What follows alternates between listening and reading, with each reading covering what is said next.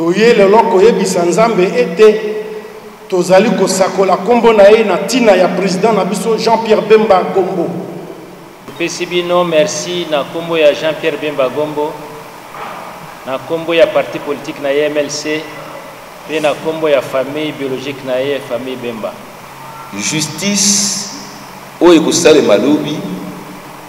ekozala ya bato, kasi mayele ya bato eutaka epai ya Nzambe. Voilà, chers internautes, bonjour, bonsoir, bienvenue à l'émission Nabino Horizon, au site d'information Nabino Info 16, avec votre humble servante Marlène Malela. Aujourd'hui, nous avons l'église Notre-Dame de Fatima, nous avons participé à la messe. Il y a papa Nabiso, le sénateur Jean-Pierre Bemba Gombo, à l'occasion il y a procès où il y a lobby, il y a verdict, où il y a décision finale, il y a depuis Bakangaye. Alors mesdames et messieurs, nous avons une famille politique, une famille biologique, y compris la délégation surtout qui a Anaki Chansa, nous avons vraiment participé à la messe. Et là vraiment na bit nini kaka pona ya procès wana be pona ya nini. Alors to découvrir en bisonio surtout l'air to kokota na kati. Alors pour ne pas beaucoup parler, je vous laisse d'abord assister au messe et to assister le ngana bino chers internautes na ndenge MLC mbeza kuna kato assister après neto koya ko pesa to mekape ko beta masolo na ba ye MLC na famille biologique na ba tous le secrétaire général beaucoup yo vraiment au bokoza ngo. Alors suivons d'abord la messe de tokoyeba nini toko sala na sima.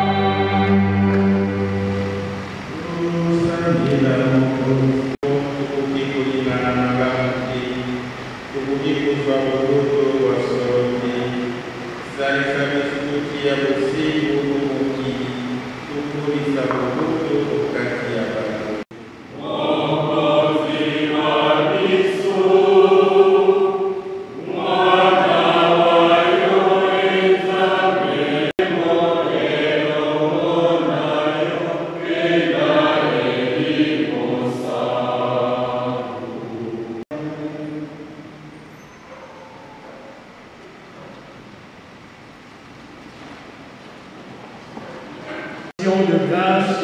prier et supplier pour faire connaître à Dieu vos demandes. Et la paix de Dieu qui dépasse tout ce qu'on peut imaginer gardera votre cœur et votre pensée dans le Christ Jésus. Enfin, mes frères, tout ce qui est vrai et noble, tout ce qui est juste et pur, tout ce qui est digne d'être aimé et honoré, tout ce qui s'appelle vertu et qui mérite des éloges, tout cela, renez-les à votre compte. Ce que vous avez appris et reçu, ce que vous avez vu et entendu de moi, mettez-les en pratique.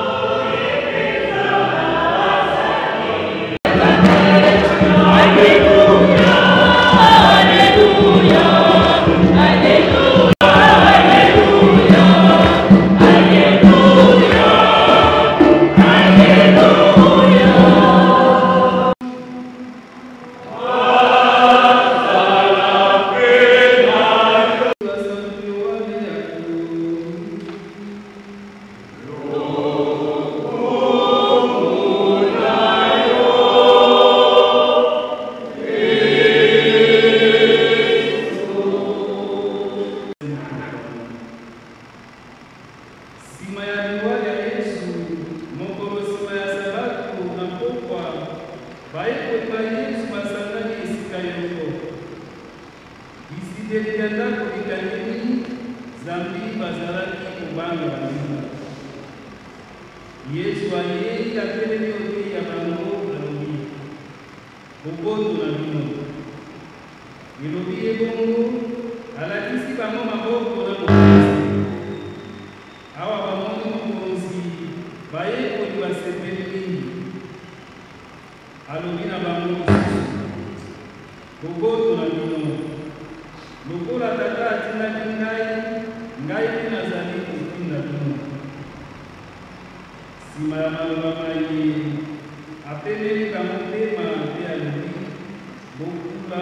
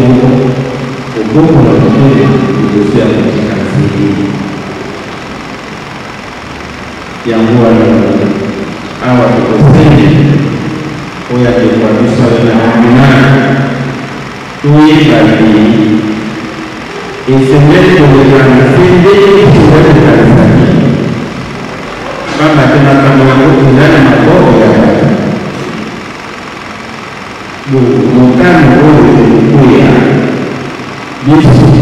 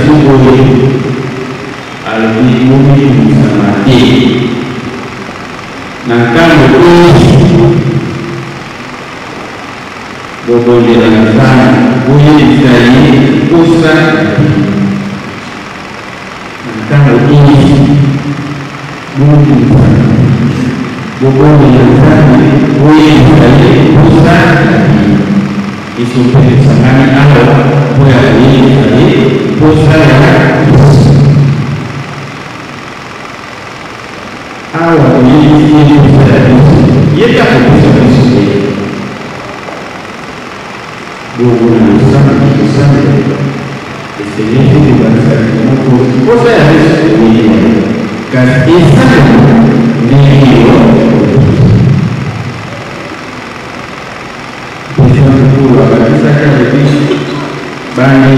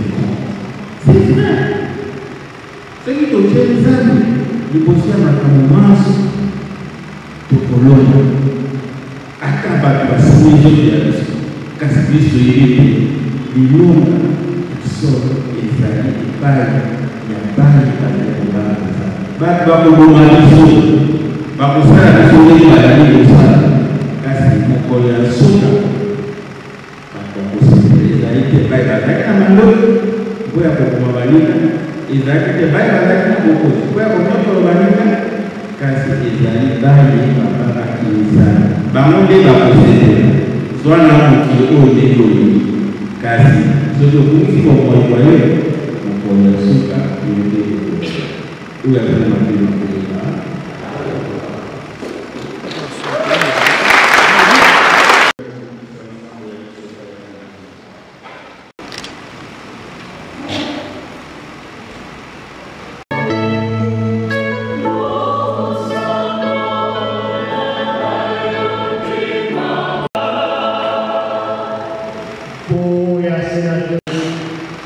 Zambe Tangulu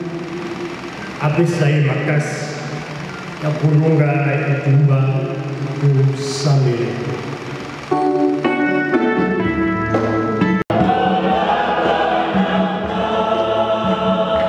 Su MLC Usa Yamungu Ikamuna Bisoke Tu Samire Soto Senhor, que está chamando Zaria aqui. Amen.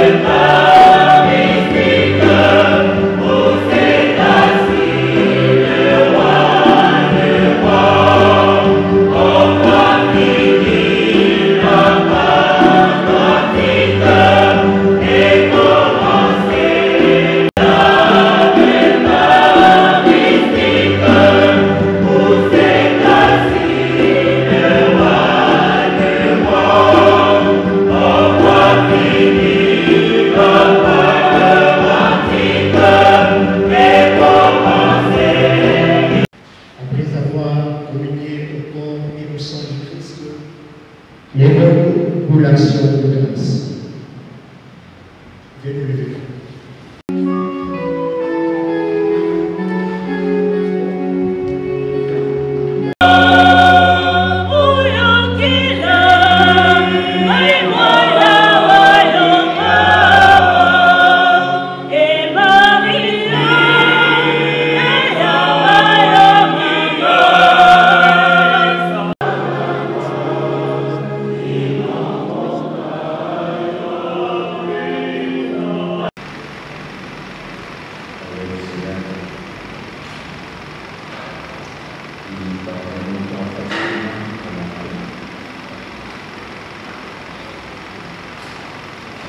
Soyons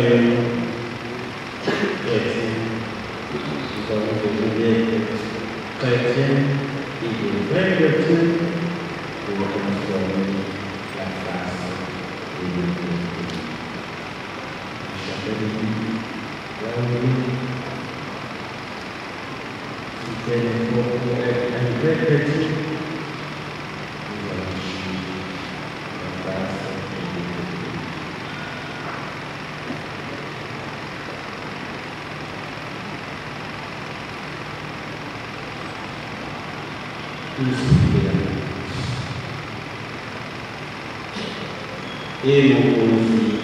Awatukuli na makila mama wayo lemisa bulingani okati ya biso tokolisa boyokani na mosengo omokili obikolo biso bato bazala tokomonela moko ya Kristo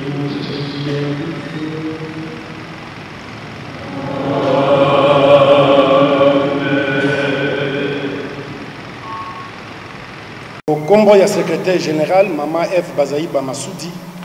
oyo azali na ngonga oyo pembeni ya mokonzi kuna maloba lelo makozala bongo na monoko ya inspecteur général na biso Jacques Njoli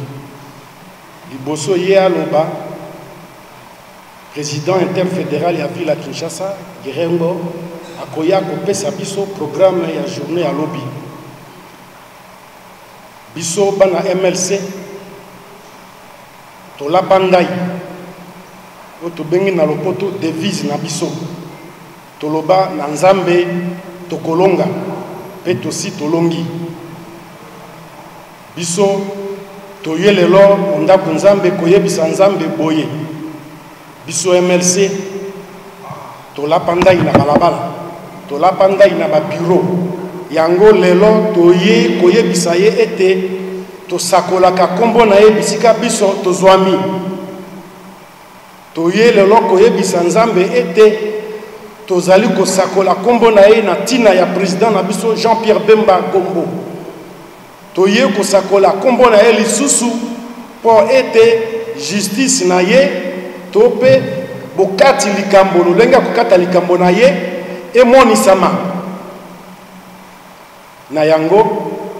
biso baso tokondima po ete topesa maloba na président interfédéral apesa programme bongo na sima inspecteur général akoya avec Dieu nous vaincrons maboko pona nzambe na biso topesi bino merci na kombo ya Jean-Pierre Bemba Gombo na kombo ya parti politique na MLC pe na kombo ya famille biologique na ye famille Bemba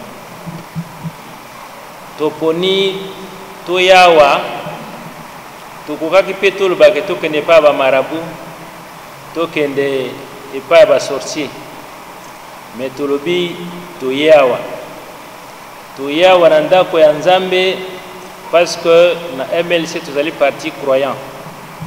toyawa na ndako na nzambe parce que Bemba azali chrétien talatina toyawa yango wana me toye na liloba moko toye na lopoto babengaka rekete na biso mpona mbula zomi oyo ndeko na biso alikisi yango kuna na laye rekete wana totiki na maboko ya basali ya nzambe bazwi yango na ndenge ya liloba wana yano nango tokozwa lobi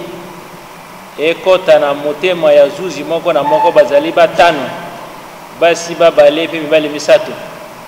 maloba oyo sango apesi ekotara motema na bango po lobi oyo bakopesa ezala ya nzambe penza lelo moto na moto akosimba maloba wana pe akokende nango na ndako na ye lobi na 15h na la ekozala 16h awe kozala 15h baye bazali pembeni ya permanence bakoya baike baye bazali mwa musika bakoya na interfederation na Kasavubu kuna nde tokotia ba television ya minene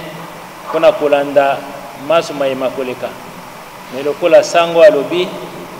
toko forcer nzambe te maloba oyo alobi ekotala motema bazuzi tozwa yano nango lobi avec Dieu Odeko esengo obetela nzambe maboko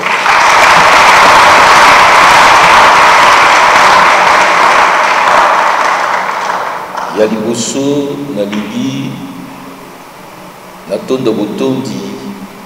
ipai ya banganga nzambe ipai ya eklesia oyo apesi biso esika eye mpona tokumisa nzambe na messe oyo ya action de grâce toyaki kolela te tosi toleli mbula zomi mbula zomi ata olataki pili esengeli kolongola pili wana toyaki koremercier nzambe na oyo nyonso asali mpe akosala wana mosali na ye Jean-Pierre Bemba Gombo eloko akobakisa ezali te totondi eklesia totondi bandeko banso ya libota ezala bongo bandeko ya Front pour le respect de la Constitution bandeko ya Union pour la Nation pe bino banso baye botiki bongo misalam ya bino mpona koya kosangana na biso awa tosangisa bongo mabondeli ya kokumisa nzambe nzambe oyo amoni bino awa akopambola bino pe asi apamboli bino mingi ya koloba ezali te sango asi ayebisi biso nyonso justice oyo ekosalema lobi ekozala ya bato kasi mayele ya bato eutaka epai ya nzambe ntango mosusu mpe moto akolata mayele ya satana kasi na suka nzambe nde akolonga avec Dieu ntango MLC ezwaki bongo devise wana toyebaki te ke mikakatano ekoki kokomela oyo azalaki biso mokambi me na histoire ya MLC kobanda Kisangani leka Buta Aketi Dulia Bumba Businga Akula Gemena Zongo Zwanzela mosusu ya kokatisa ebale kokenda Befale nzela ya mai kokoma ti Lolanga nzambe nde aponaki Jean-Pierre asa mosala wana soki ye na bai MLC basalaki mabe nzambe azali miséricordieux ye moko akopesa bango pardon parce que ye alimbisaka tina koloba mingi ezali te totikala kaka na position toza nango ya mabondeli oyo nyonso ekoya lokola sango alobi tokokumisa nzambe soki lokola makanisi na biso foi na biso ese moni makolo na ye na nzela ekozala bongo se lokumu wa bana Congo soki mpe nzambe alobi ke azwa décision mosusu tokotondela kaka ye botondi mais toyebi ke justice na ye ekosalema ata aussi longue que puisse être la nuit le jour finira par poindre à l'horizon nzambe apambola bino.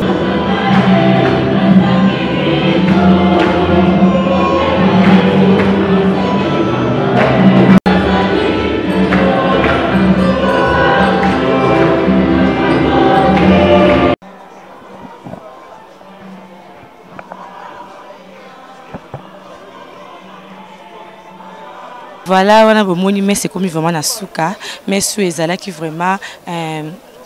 pona ya procès ya lobby ya papa na biso Jean-Pierre Bemba Ngombo le sénateur et comme vraiment na suka alors bomoni ndenge batuni surtout secrétaire général o atalaki andenga lobby bomoni ndenge papa na biso Jacques Ndola lobby en tout cas batuni surtout ba PCL ozali ke famille politique na ye ba lobby bazali na posa élection quel que soit nini quel que soit que o papa ata Jean-Pierre Bemba akobima na yete ce que c'est qu'Akobi Mambaza la poste élection la plus en plus avec Dieu Babaka avec Dieu nous vaincrons dengue zali slogan na bango statut na bango ba le but que papa Jean-Pierre Mambaza sûr mais o ezala ki bongo pona ba pesta journée à lobby dans ma beaucoup vraiment il y a un alors mesdames et messieurs nous sommes arrivés pratiquement à la fin de cette émission alors boyebi car émission raison ba benga ngo émission du peuple et zara on a toujours pour na kolobela pour na kopesa là par rapport ya makambo nous surtout les kanamboka alors les autres zara qui a vraiment na messe où ils ont Notre-Dame de Fatima pour assister non seulement pour na assister mais pour na payer quoi kopesa bino pe information bino vous allez vraiment bana ya Congo et surtout bino les Congolais vivant à l'étranger en tout cas je vous dis merci beaucoup pour avoir soutenu cette émission. Merci na